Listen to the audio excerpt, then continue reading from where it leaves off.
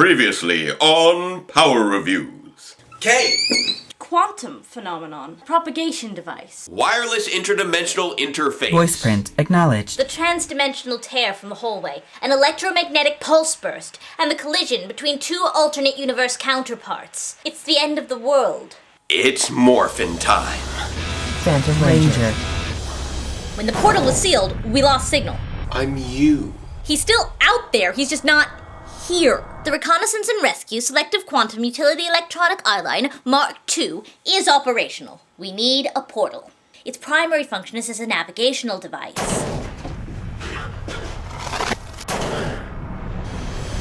So, what'd I miss? And now, Database Rangers Power Review.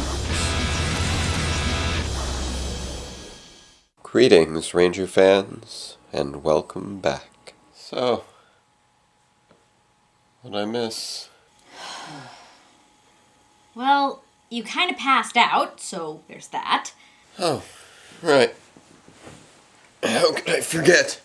Be careful, we don't know what kind of effect the trip may have had on you. Went on a trip? Where'd I go? Actually, we were hoping that you could tell us.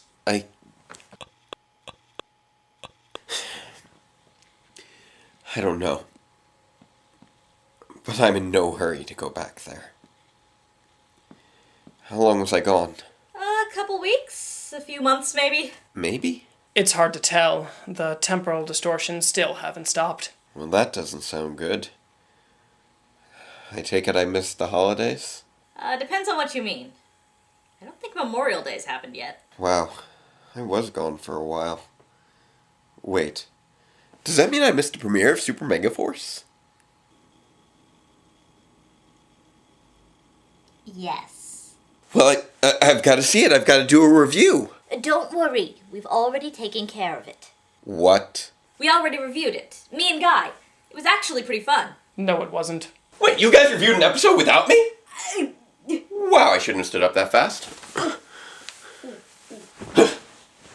So, what happened? What was the invasion like? How'd the Megaforce Rangers get their new powers? Why can they turn to old Rangers now? What happened to Vrock and Robo Knight? And did they have anything to say about them all being pirates? Well, they skipped it, came from Gosei, never explained, nobody knows, and not even addressed in the slightest. Sounds about right. So, why did you guys review it without me? We needed to attain a cross-dimensional frequency match with the original Selective Quantum Utility Electronic Eyeline. Wait, what do you mean by original? Meet the R2 Squee2. Oh, cool, I like the name. We're not calling it that. So, a cross-dimensional frequency match. Does that mean I was on the other side?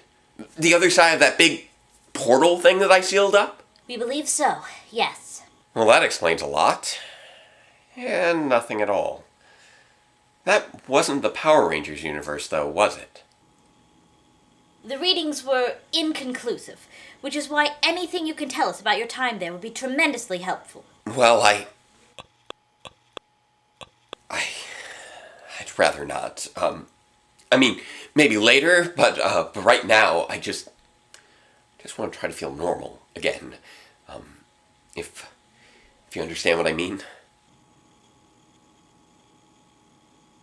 Yes, of course. I should be running some diagnostics anyway. And I should probably do a sweep to secure the perimeter of the building. 10 minutes then? 10 minutes would be great.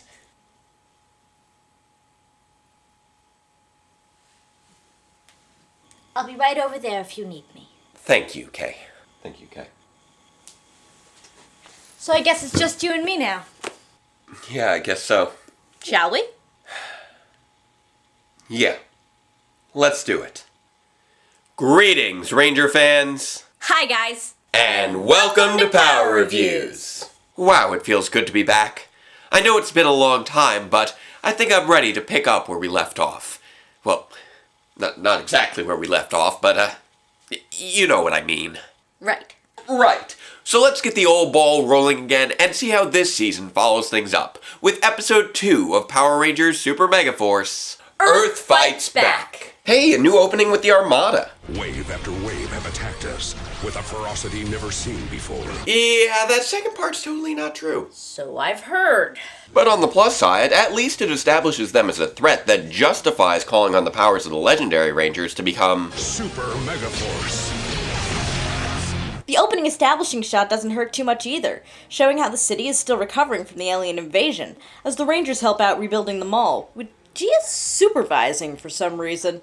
Come to think of it, between this and the students from last week, I'm starting to think this whole town might be run by teenage girls with clipboards. So while Emma is serving up refreshments that Jake will never get a chance to try, Damaris, Levira, and Prince Vicar make plans to crush the humans before they can rebuild the city. Wait, how do you know all their names? Not sure.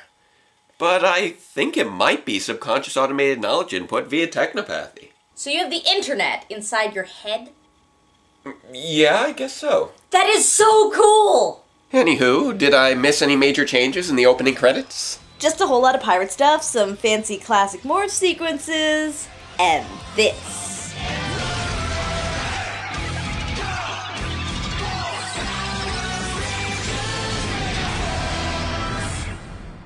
Shiniest title smash ever! I thought you would like it. In the school computer lab, Noah is researching the legendary powers through his new database. Yes, What? No, I mean the Ranger database. but I am Database Ranger. No, the Power Ranger database. Well, I am also a Power Ranger. I mean a computer database of Power Rangers knowledge. I'm sort of that too. No, I mean... Never mind. Noah's busy looking through the Power Pokedex he got off Tensu when Mr. Burley pops his head in. You're playing video games on a school computer. Fortunately, it turns out that Mr. Burley is a pretty hardcore gamer himself.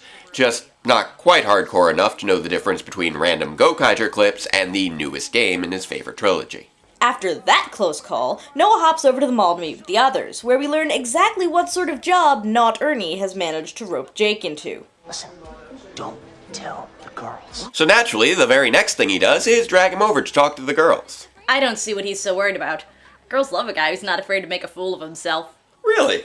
Oh yeah, you should have met the last goofball I dated. Really? Anyway, after Jake pops his cherry over the new legendary Zords, they all start to wonder what happened to Troy, who apparently hasn't budged since the end of last episode. After lingering a bit and wondering if Robo-Daddy has left him for the virtual world, Troy wanders through the old abandoned warehouse district and spots a squadron of X-Borgs being led by an unnamed monster. Wait, I thought his name was Argus. No, Argus is still on the ship. Well, who's this guy then? I'm not sure, but he looks a bit like General Banog. Who? Never mind. Now, Cybax, you have the missiles and your order. Oh, Cybax. I miss the good old days where all monsters got proper introductions. So it looks like Vicar's big plan is to launch missiles to destroy every major city on Earth in only 2 short hours. Unfortunately, Emma picks just that moment to call and check on Troy, alerting the Armada forces to his presence. And that's why you should always remember to silence your cell phones, kids. I guess he wants to be alone. Yeah, I don't see that happening for him. But at least we get a sweet unmorph battle and snazzy instamorph out of the deal as he fights off the X-Borgs. After the attempt to call his teammates doesn't work out so well, Troy calls up Tensu instead, who then just calls the Rangers. I guess he just wanted to make the little guy feel useful. So the teens let Mr. Brainfreeze know it's time to get dangerous, and after ditching his costume, they race out to help Troy, queuing up another unmorphed fight scene, which I really don't think they have time for. 20 minutes to launch. How has it been an hour and a half already? I think they must be dealing with some temporal distortions too. Launch the missiles already! Why do I have to wait until nightfall? Good question. Because that's how the clock was set. What? Whose brilliant idea was that? Yours, boss. Only listen to me if it's a good idea, which all my ideas are, except for this one. Yes, boss. Okay, all competency aside, Vicar just showed more characterization in that one scene than Malcor did over the course of 18 episodes. That's impressive. Not to say that his old standby tactic of dumping down more X-Borgs is the worst idea in the world, as the 4 Megaforce Rangers are finally forced to pull an instamorph of their own. That's still not enough, though, as the baddies continue to pile on the flat top bots, and pretty soon it's time to go Super Mega. But Pirate Fun Time doesn't last very long before... Legendary Ranger Mode! RPM! Get in gear! Wait, what? I love those suits. Somehow that doesn't surprise me. What's going on? These clearly are not the original Ranger series operators, and I somehow doubt that Ranger Black would appreciate what's been done to his covert infantry biosuit. Covert? Don't get her started. Rangers, you've now unlocked new modes that have never been seen before on this planet. Well, yeah, they've already unlocked RPM. Legendary Ranger mode! Bring on the new powers! What? Who are these guys? That's a very good question. I mean, yes, they are the suits from Gosei Sentai Dai Ranger, and I know that we just had a set of powers from another dimension, but... What was that? Oh, RPM is set in an alternate universe to the rest of the series. I thought you knew that. I have research to do.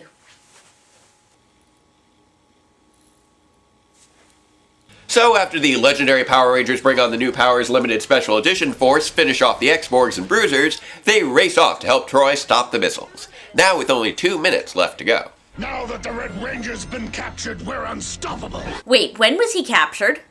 Just again! What? He's escaped? Escape from what? Anyway, still faced with a ton of baddies, Troy finally decides to do what he probably should have done an hour and 58 minutes ago, and activates his Super Mega Mode to take them down and blast apart the control console with only a second to spare. Please don't ever laugh like that again. It's disturbing. Before Troy can creep us out any further, his friends join the party, and together they activate their SPD Legendary Mode to give us some sweet siren-spinning nostalgia as they team up to take down Cybax with a finisher from their Delta Blasters and Delta Max Strikers. But that's not the end, as Levira quickly brings him back with her Maximizer, and the super mega-sized monster decides to unleash the missiles himself. So the Rangers summon their Super Mega Russian Nesting Doll Zords and combine them to form the legendary Megazord to take him on and torpedo the Armada's plans. And their ships. Rangers, you've mastered your new SPD powers. That means you can now access the legendary SPD Zords. Oh man, it'll be great to see all the SPD Zords again. Delta Runner, combine! Or one. One is still cool. Wow, these super mega hyperspace compartments really come in handy. The not-quite Delta Runner pops out and drives around, shooting up the monster before popping back in to reform the SPD Legendary Megazord. Now with giant dual-wielding laser pistols. This is high-octane action! Thanks for letting us know! So after committing a truly shocking amount of property damage, honestly, it's like Troy was convinced that building was a water bottle factory. They pull out a Gatling gun-style SPD Final Strike to finish off the monster. And with the day saved... Alright, you guys, now let's take the fight to them! What? They consolidate back into the sky ship, fly out to the moon, transform back into the legendary Megazord, and proceed to lay waste to every single Armada ship in sight until there's nothing left standing. Is the season over? I don't think so. But they just wiped out all the enemy forces. Maybe? After the battle, the Rangers precariously perch on the edge of the sky ship, testing fate and reflecting on their victory. This fight against the Armada has only just begun. Really? Because it looks like you pretty much destroyed all their forces there. Meanwhile, Troy is Ryan stealing it up in the crow's nest, still worried about Robo Knight, but confident that they'll meet again, as the sky ship glides into the sunrise of a new day. Later, back at the mall, everyone is gathered together for the grand reopening, and spontaneously all start counting down. 3, 2, 1! Hey look, it's the name of the episode! So while Shailesh nabs Emma to take advantage of this excellent marketing opportunity, the others are inspired by this show of human solidarity, knowing that they not only have the legendary Rangers supporting them, but the rest of the Earth as well. And that's the end of our episode. So, what did we think of it? Well, I can honestly say that this felt like a Power Rangers episode, which is actually saying something considering the way the last few years have gone. I mean, we actually had subplots here. Plural. Subplots. Everyone is given something to do here. Troy copes with the disappearance of Robo Knight, Emma continues to develop her friendship with Shailesh as his volunteer Froyo girl, Noah gets to play with the promising plot device of the Power Pokedex, Gia spearheads the rebuilding of the mall, and Jake deals with the embarrassment of being Mr. Brain Freeze. And although none of these plot lines are deeply complex or heavily focused on, they all do achieve a level of emotional resolution and tie into the broader themes of rebuilding and recovery as individuals, as a group, and as part of a larger community. Wow, that's actually kind of impressive.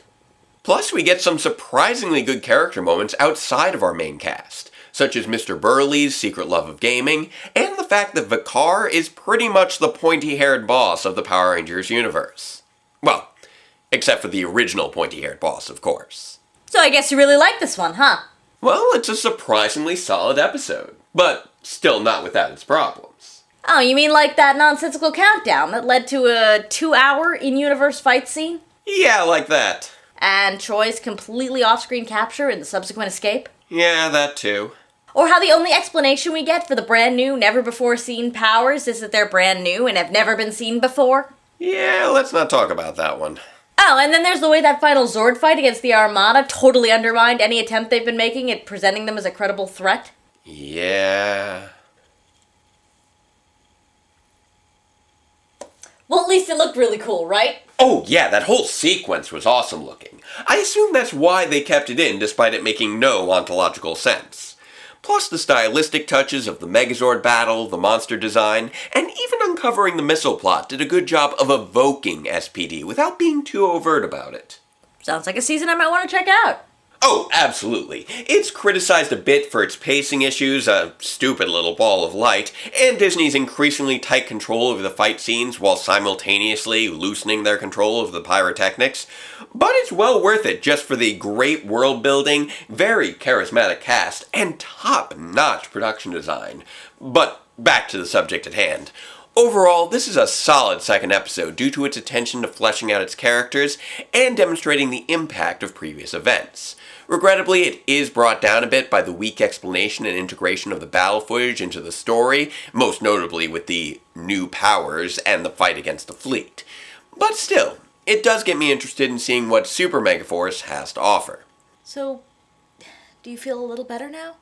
Yeah, I do. Is it alright if I have a moment alone to talk to Kay? Of course.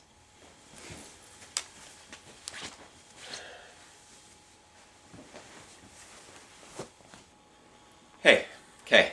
Yes? Look, I appreciate the risk you guys took with opening up that portal. Really, I do. But how did you know it would work? Simple. It worked before. You mean when you disappeared? Of course. Guy's moving day. Mayo picked up the Wii. It must have sampled her biorhythm. That was my theory. So, you really don't remember anything from your time over there? Regrettably, no. Trust me, there's nothing regrettable about it. Look, I know that you need to run tests or whatever, but there is something I need to do first, okay? Take all the time you need. Thanks.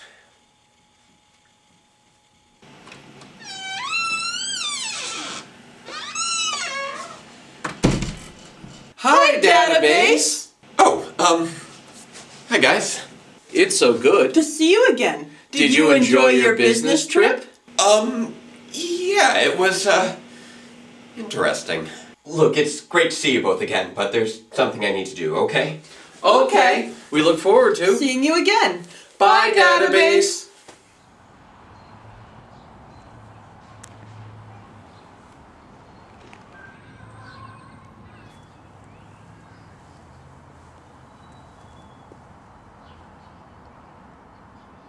You know, when I was there, it was hard to tell what was real and what wasn't.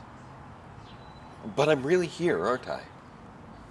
I'm really back. Yes, you are.